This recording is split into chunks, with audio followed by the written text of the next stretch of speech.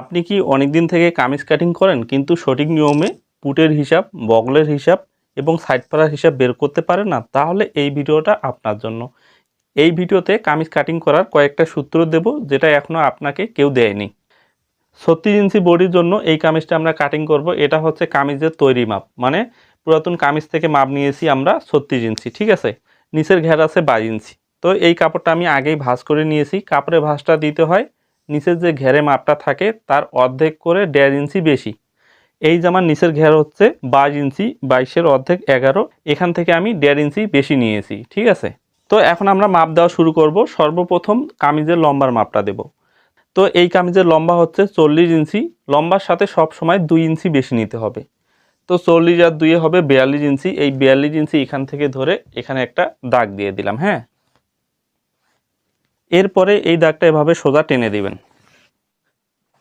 তো আপনাদের মাপগুলো আমি ধাপে ধাপে বুঝিয়ে দেব যাতে আপনারা সহজেই বুঝতে পারেন। সর্বপ্রথম আমরা পুটের মাপটা দেব। তো পুটের মাপ দেওয়ার আগে একটা কথা বলি, যখন আপনি দুই পাশে একই গলা পরবেন, মানে সামনেও গোল গলা পেছনেও গোল গলা, সামনে টেবিল গলা পেছনেও টেবিল গলা, মানে জামাটা আপনি দুই পাশে পরতে চান, ওই ধরনের কামিজ হলে পুটের মাপটা একটু কম করে দিতে হবে।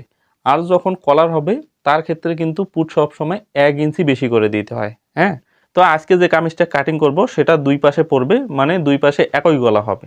তো এখন আমরা পুটের মাপটা এখানে দিয়ে দেব। 36 ইঞ্চি বডির জন্য দুই পাশে একই গলা হলে পুটটা দিতে হবে আপনার সেলাই সহ 7 ইঞ্চি। তো এখানে আমি 7 ইঞ্চিতে একটা মাপ দিয়ে দিলাম। এরপরে এই 7 ইঞ্চি মাপটা এখান থেকে ধরে এপাশেও দিতে হবে। এটা হচ্ছে মোহরার দাগ বা বডি শেপের দাগ। তো লক্ষ্য করুন এখানে আমরা আরেকটা দাগ পেলাম। এই দাগ বরাবর এখন আমরা মার্জিনটা সোজা টেনে দেব, হ্যাঁ। এরপর লক্ষ্য করুন এখানে আমরা কত দিয়েছি, 7 ইঞ্চি। এই 7 ইঞ্চি এখানেও মাপটা দিতে হবে। দেওয়ার পরে এই দাগটা এখন মিলিয়ে দিতে হবে। তো এখানে আমরা দুইটা দাগ পেলাম, একটা হচ্ছে পুট লাইনের, একটা হচ্ছে বডি লাইনের। এখন আমাদের আরও দুইটা মাপ লাগবে, একটা হচ্ছে কোমর লাইন, একটা হচ্ছে হিপ লাইন। তো সর্বপ্রথম আমরা হিপ লাইনের মাপটা দেব। 36 ইঞ্চি বডি, জামার লম্বা যদি 40 হয়ে থাকে নর্মালি আমরা দিয়ে থাকি 20 ইঞ্চি। তো 20 ইঞ্চিতে এভাবে একটা মাপ দিয়ে দিলাম। আর যদি আপনি পুরাতন কামিজ থেকে মাপ নিয়ে থাকেন তাহলে ঘাত থেকে সাইড ফেরা মাপটা এখানে দিয়ে দিবেন। তো এখানে আরেকটা মাপ পেলাম, এই মাপ বরাবর আমরা এভাবে সোজা দাগটা টেনে দেব। এরপরে এখানে কোমর লাইনের মাপটা দিতে হবে। তো কোমর লাইনের মাপ বের করার সূত্র, বডি লাইন হিপ লাইন এই দুইটার এভাবে অর্ধেক করে 1 ইঞ্চি নিচে দিতে হবে। তো এটা হচ্ছে অর্ধেক 1 ইঞ্চি নিচে মাপটা আসবে এখানে। তো এই বরাবর এখন দাগটা সোজা টেনে দেব। এখন এখানে আমরা বডির মাপটা দিয়ে দেব। বডি হচ্ছে 36, 36কে 4 ভাগ করলে হবে 9 ইঞ্চি। তারপরে এখানে অতিরিক্ত আরও 1.5 ইঞ্চি কাপড় বেশি রাখতে হবে যাতে ভবিষ্যতে জামাটা লুজ টাইট করতে পারে। এরপরে কোমরের মাপটা এখানে দিয়ে দেব। যখন আপনার বডি হবে 9 ইঞ্চি, কোমরটা হবে 8 ইঞ্চি, ঠিক আছে। মানে 36 ইঞ্চি বডি হলে কোমর হয় 32 ইঞ্চি, মানে 4 ইঞ্চি কম থাকে কোমরে।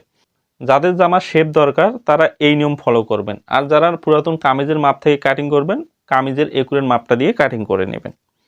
তো এখানে আমরা কোমর দেব 8 ইঞ্চি। এরপরে হিপের মাপটা দিতে হবে।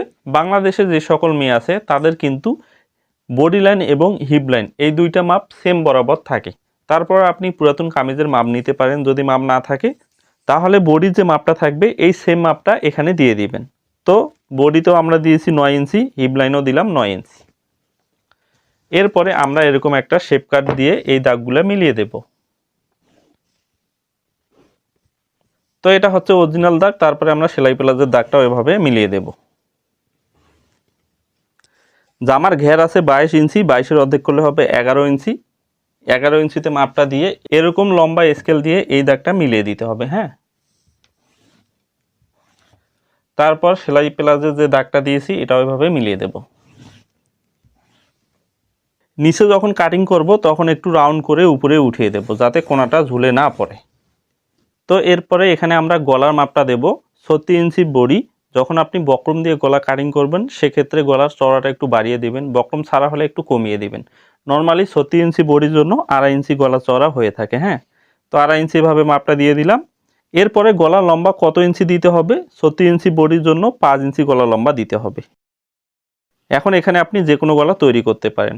টেবিল গলা কাটিং যখন করবেন তখন এই জায়গায় যে 2.5 ইঞ্চি দিয়েছি এই জায়গায় 2 পয়েন্ট কম দেবেন, ঠিক আছে? তাহলে টেবিল গলাটা সুন্দর শেপ আসবে। আর যদি আপনি এরকম সোজা কাটিং করেন তাহলে গলাটা কিন্তু ছড়িয়ে যাবে বেশি।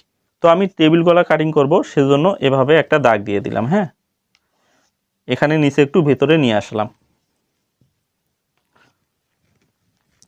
তো গলাটা আমি বক্রম দিয়ে কাটিং করব, তাই এখানে আপনাদের জাস্ট বুঝিয়ে দিলাম। যখন আপনি কাপড়ের উপরে গলা তৈরি করবেন, মানে কাপড় দিয়ে গলা তৈরি করবেন, সেক্ষেত্রে 2 পয়েন্ট কিন্তু উপর দিয়ে আপনার কাটিং করতে হবে। এখানে আপনার সেলাই প্লাজের কাপড়টা রাখতে হবে। তো আমাদের কিন্তু মোটামুটি সব কাজ শেষ। এখন আমরা এই বগলের শেপটা দিয়ে দেব। বগলের শেপটা কিভাবে দেব? এই জায়গা থেকে ধরে এভাবে সুন্দর করে এটা গোল করে নিয়ে যাব। হ্যাঁ, এরপর এই বগলের মাপটা হিসাব করে আমাদের কিন্তু বের করতে হবে কত ইঞ্চি বডির জন্য কত ইঞ্চি বগলের মাপ দিতে হবে।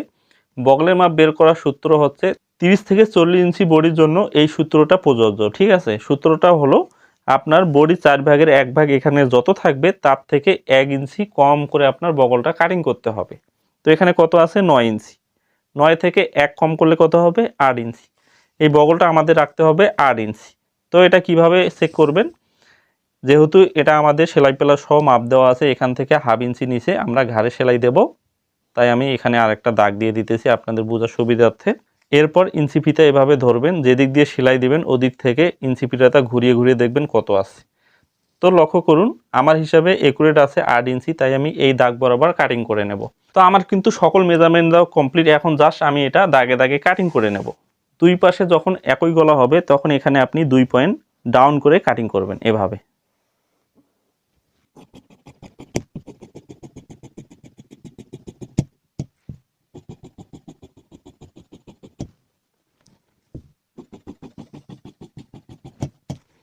তো আমাদের বডি পার্ট কাটিং করা শেষ, এখন হাতা কাটিং করতে হবে। হ্যাঁ, সর্বপ্রথম কাপড়টা এভাবে ডাবল ভাঁজ করে নিতে হবে। এরপরে উপর থেকে ধরে হাফ ইঞ্চি এভাবে একটা দাগ দিতে হবে। এই হাফ ইঞ্চি কাপড় রাখতে হবে ঘাড়ে সেলাই দেওয়ার জন্য। এরপরে আপনি যত ইঞ্চি হাতার লম্বা কাটিং করতে চান সে মাপটা দিতে হবে। তো 36 সাইজের হিসাবটা আপনাদের বুঝিয়ে দেই। 36 ইঞ্চি বডির 3/4 হাতা হচ্ছে 16 ইঞ্চি। তো 16 বরাবর এভাবে একটা মাপ দিতে হবে। হ্যাঁ, দেওয়ার পর এই দাগটা স্কেল দিয়ে সোজা টেনে দিতে হবে। এরপরে হাতার মুখে সেলাই প্লাজের জন্য এভাবে 1 ইঞ্চি বা 1.5 ইঞ্চির মতো কাপড় বাদ দিয়ে দিবেন।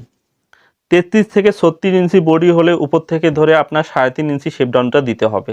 তারপর এই দাগটা এভাবে সোজা টেনে দিতে হবে। এরপরে হাতার মুখের মাপ দিতে হবে। 36 ইঞ্চি বডির হাতার মুখের মাপ হচ্ছে 9.5 ইঞ্চি। তো 9.5 বরাবর এভাবে একটা দাগ দিয়ে দিলাম। তারপর সেলাই প্লাজ 1 ইঞ্চি বাড়তি। এখন মেইন পয়েন্ট হলো আমাদের এই বগলের মাপটা। বগলের মাপটা বের করার জন্য আমাদের একটা ছোট্ট সূত্র মনে রাখতে হবে। এই সূত্রটা 30 থেকে 40 ইঞ্চি বডির জন্য প্রযোজ্য। বডি যে মাপ থাকবে সেই মাপকে 4 দিয়ে ভাগ করে 1 ইঞ্চি কম করতে হবে। যখন লুজ ফিটিং হবে তখন 1 ইঞ্চি কম করবেন, আর যখন ফিটিং পরে তাদের ক্ষেত্রে 1.5 ইঞ্চি মাইনাস করবেন। যেহেতু আজকেরটা লুজ ফিটিং তাই আমি 1 ইঞ্চি কম করে আপনাদের বুঝিয়ে দেব। তো এই হাতার বডির মাপ হচ্ছে 36। 36কে আমরা যদি 4 দিয়ে ভাগ করি তাহলে কত হয়? 9 ইঞ্চি। 9 থেকে 1 মাইনাস করলে কত হবে? 8 ইঞ্চি। এই বগলটা আমাদের 8 ইঞ্চি দিতে হবে। এভাবে কিন্তু বগলের মাপটা আপনি বের করতে পারবেন যে কোনো সাইজের জন্য। তো লুজ ফিটিংয়ের জন্য আমরা 8 ইঞ্চি দেব। 36 ইঞ্চি বডির জন্য এভাবে এই কোনা বরাবর 8 ইঞ্চি দিয়ে দিলাম।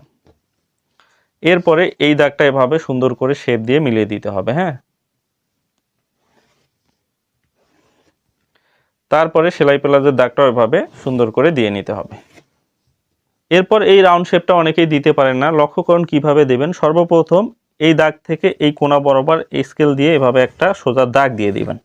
এরপরে এই দাগ থেকে এই দাগ এভাবে অর্ধেক করবেন। অর্ধেক করলে কত হবে? 8-এর অর্ধেক করলে 4 হবে। এই 4 ইঞ্চিতে এভাবে একটা দাগ দিয়ে দিবেন।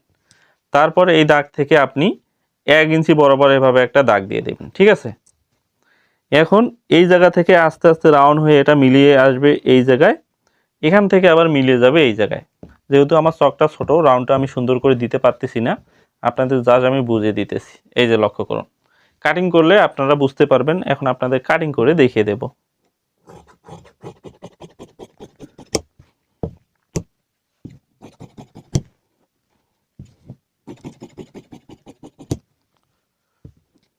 যেহেতু কামিজে আমরা তালপাট কাটিং করি নাই, তাই হাতাও তালপাট কাটিং করা যাবে না। তো আশা করি বুঝতে পেরেছেন। আপনি যদি প্রফেশনালভাবে কাটিং এবং সেলাই শিখতে চান তাহলে আমাদের এই চ্যানেলের সাথে থাকবেন। ফেসবুক থেকে দেখে থাকলে ফেসবুকটা ফলো করে রাখবেন, কেননা সবার আগে আমি ফেসবুকে কিন্তু ভিডিও আপলোড করে থাকি। তো ধন্যবাদ, ভালো থাকবেন, সুস্থ থাকবেন। আবারও নতুন ভিডিওতে কথা হবে আপনাদের মাঝে। আল্লাহ হাফেজ।